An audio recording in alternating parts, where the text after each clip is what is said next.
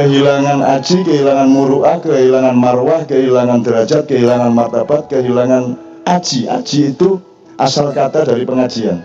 Pengajian itu bukan mengajari. Pengajian itu adalah orang bersama-sama mencari derajat yang lebih tinggi di hadapan Allah. That is aji. So namanya pengajian. Kalau mengkaji itu intelektual kognitif. Itu literasi, itu akal. Jadi pengkajian. Kalau pengajian itu kita kumpul ini, Anda bahagia, Anda apresiatif kepada apa saja. Karena Anda ikhlas satu sama lain, maka Anda tidak terlalu verifikatif terhadap nada lagu. Agak palsu tidak ada masalah. Karena palsu itu juga bagian dari keindahan. Karena hidup ini bukan lagunya palsu apa tidak. Hidup ini bukan tantanganmu seberapa besar. Hidup ini adalah bagaimana kamu menghadapinya. Jelas ya? Hidup itu bukan istrimu cerewet apa halus. Hidup adalah bagaimana kamu memperlakukannya. Kan begitu? Kan begitu. Demikian juga masalah-masalah yang kamu hadapi tiap hari. It's not about the problem, but about how you solve it. Understand?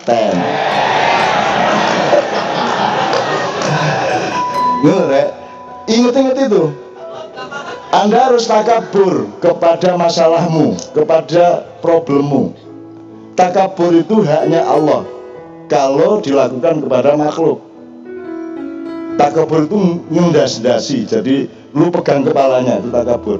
Ya, takabur Anda ngedein, membesari, bukan membesarkan, membesari. Kamu kecil tau ada takabur. Nah, Anda terhadap masalahmu, terhadap Republik Indonesia Anda harus takabur. Bukan kepada presidennya, bukan kepada calon gubernurnya, bukan kepada menterinya, tapi kepada masalah Anda harus mutakabir. Anda harus lebih besar dari masalahmu, benar nggak? Kan begitu. Kalau kamu lebih kecil dari masalah, kamu ditakaburi masalah, hancurlah kamu. Jadi ternyata takabur itu bagus, tapi kepada masalah, tidak kepada orang, kan begitu. Kan tidak ada satu kata yang berhenti sebagai satu kata, semua harus terkait. Kafir, Anda semua kafir, masa enggak? Semua kafir, saya berani jamin. Karena pasti ada yang Anda ingkari, misalnya kebatilan. Anda ingkar enggak? Terhadap kebatilan, berarti Anda kafir kepada kebatilan. Benar nggak? Makanya jangan ngomong kafir, muslim, segala macam sebagai kata yang statis, karena dia kontekstual. Dia yadul ala illatihi. Sik kafir nang sapa sik? Belajar sama orang Madura. Gitu. Masih halal apa haram? Tidak tentu, Pak. Kata orang Madura, tidak tentu, Pak. Kalau colongan ya haram, Pak. Begitu. Sekarang saya tanya, Anda paham syariat Islam? Sholat subuh wajib apa sunnah? Sekarang wajib enggak?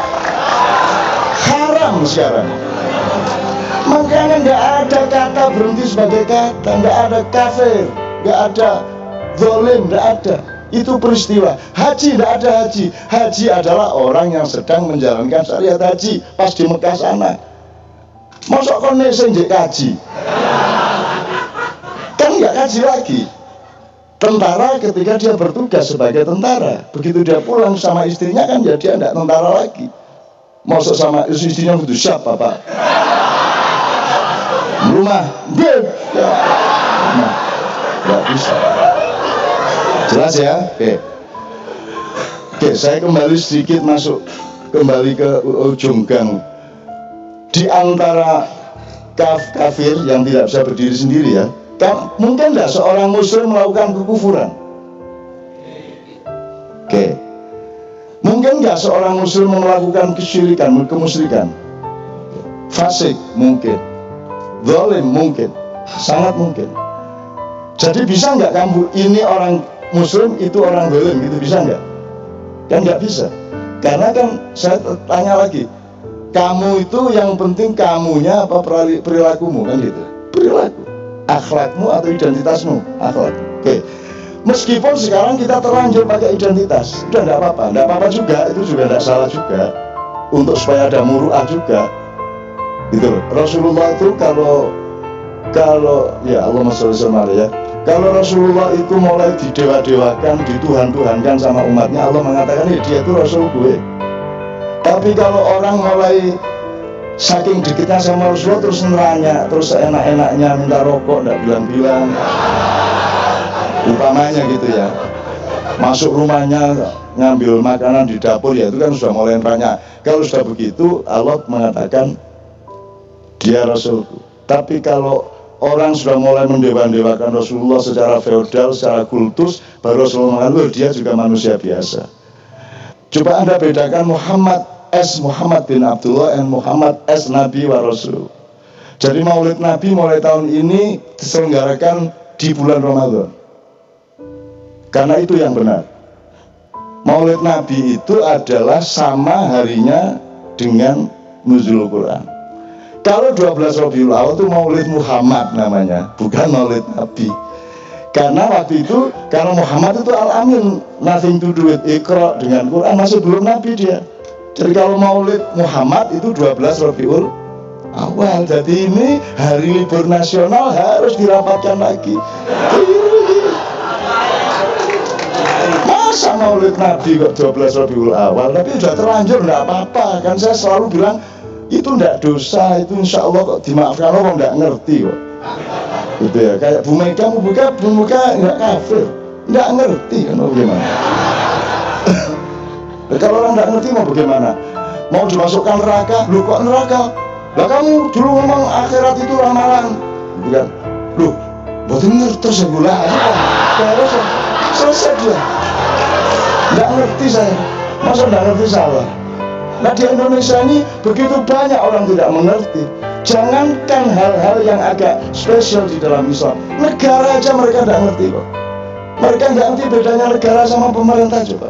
Mereka nggak ngerti Mahkamah Konstitusi itu lembaga negara apa pemerintah. Mereka nggak ngerti kok. Mereka nggak ngerti pendopo kabupaten itu pendopo negara apa pendopo pemerintah. Mereka nggak tahu. Bupati itu merasa dia itu negara, dan negara sama dengan pemerintah, maka dia merasa atasannya para bawahan. Kan tidak ada bawahannya. Mereka itu pegawai itu adalah pegawainya negara, dibayar dengan uang negara. Mereka patuh kepada undang-undang negara, bukan patuh kepada bupati atau presiden. Itu aja nggak ngerti kok. Mau dimarahi bagaimana? Jadi kamu pilih gubernur kayak apapun, ya nggak ngerti juga. Jadi sudahlah, maknya ini tidak urusan yang kecil-kecil, kita ini jangka panjang. Anda adalah generasi di surat Al-Maidah 54. Anda kan bahagia, lihat nomor 1 Anda itu bahagia banget. Karena begitu kesini Anda tujuannya karena utangnya banyak, terus daripada stres saya ke KJ, kan gitu kan? Kerjaan nggak beres, daripada stres saya ke KJ, kan begitu kan tujuannya? Artinya Anda adalah orang-orang yang hujan kayak apapun Anda bertahan, berdiri berjam-jam di belakang sana. Siapakah yang seperti itu? Kalau tidak karena energi dari cintanya Allah kepada Anda semua, tidak mungkin Anda bisa bertahan sampai jam 3 pagi seperti ini di seluruh Indonesia. Anda dicintai Allah, karena Allah mengatakan kalau mereka sudah pada murtad, aku akan datangkan kaum yang baru yang aku cintai dan mereka juga mencintaiku. Mereka bersikap adillah kepada sesama muslim dan bersikap aizah kepada orang-orang kafir, kepada yang melakukan kekufuran. Jadi kalau adillah itu artinya welas asih, ya, welas asih, sayang gitu. Kalau makan sendirian nggak bisa gitu kan. Kalau Anda membaca An-Naml ayat 48 ya Ustaz ya, yang di Quran Depak diterjemahkan 9, di kota itu ada 9 lelaki, padahal itu kata-katanya bukan lelaki, itu company, itu grup, ya, itu bukan laki-laki. Kalau menurut saya itu grup. Gimana lihat kamus bahasa Inggris bahasa Arab? Jadi itu kelompok, ada kelompok Slamet Riyadi, ada kelompok Atma Winata, ada kelompok siapa itu. Itu 9 kelompok, 9 grup gitu ya. Oke, saya kembalikan ke 54 dulu. Anda dicintai Allah. Kalau tidak dicintai Allah, bagaimana punya energi? Anda rumahnya jauh-jauh, kesini tidak jelas. Anda bertahan berjam-jam, gembira, bahagia. Setiap yang tampil di sini Anda apresiasi dengan penuh keikhlasan. Jadi Anda memiliki yang Indonesia tidak memiliki, betul? Di Indonesia itu nggak ada orang saling percaya seperti di sini. Di sini nggak ada sandal hilang. Di sini nggak ada keamanan, nggak ada panitia resmi, nggak ada keamanan. Kalau mau serbu aja nggak ada masalah. Nggak apa-apa. Nggak ada masalah kita diserbu. Kalau kita mati karena diserbu, apakah kita rugi di hadapan Allah? Nggak. Apakah kematian di dunia itu keburukan? Kenapa orang selalu punya kesan kematian itu negatif kan gitu? Makanya sekarang daripada saya masuk gang-gang, nanti tolong diingatkan Adila, Aizah segala macam nanti saya jelaskan, termasuk dicintai Allah, mencintai Allah. Dan Ma'iyah ini sudah melahirkan generasi baru. Sudah melahirkan generasi baru di setiap tempat. Yang terakhir kemarin di Pabelan, di Muntilan.